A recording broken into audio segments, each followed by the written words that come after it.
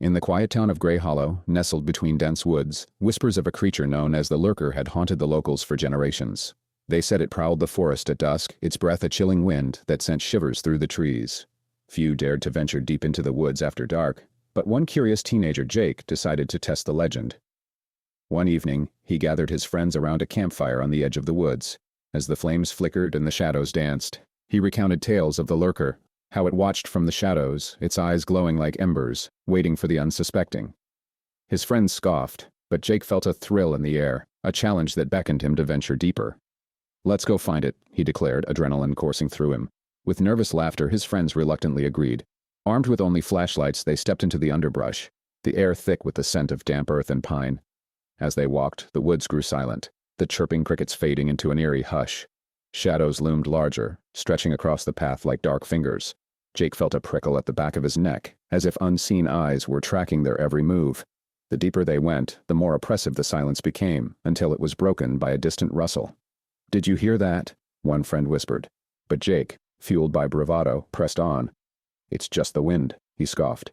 Yet his heart raced as they reached a clearing, the moonlight spilling onto the ground like silver. Suddenly, a low growl echoed through the trees, reverberating in their bones. The group froze, fear washing over them. Just then, a flash of movement caught Jake's eye. He swung his flashlight towards it, but nothing was there, only the dark, gaping maw of the woods. "Let's go back," one friend urged, his voice trembling. But Jake, feeling the weight of the legend, scoffed again. "We can't leave now." Just as he turned to rally them, a massive shape burst from the darkness, towering and grotesque, with eyes that glowed like coals. Jake's heart dropped as the Lurker lunged. Panic surged through the group as they stumbled backwards, screaming. The creature was a nightmarish blend of shadow and bone, its mouth twisted into a grin that promised terror. They ran, branches whipping against their skin, the growl of the Lurker echoing behind them. They didn't stop until they burst from the trees, collapsing onto the safety of the grass. Panting and shaken, they looked back. The woods were silent again, as if nothing had happened.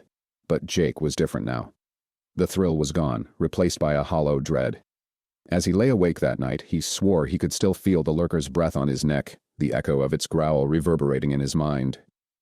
And as the moon hung high, he knew that the woods were alive with secrets, and that the Lurker was always watching, just waiting for the next curious soul to wander too deep.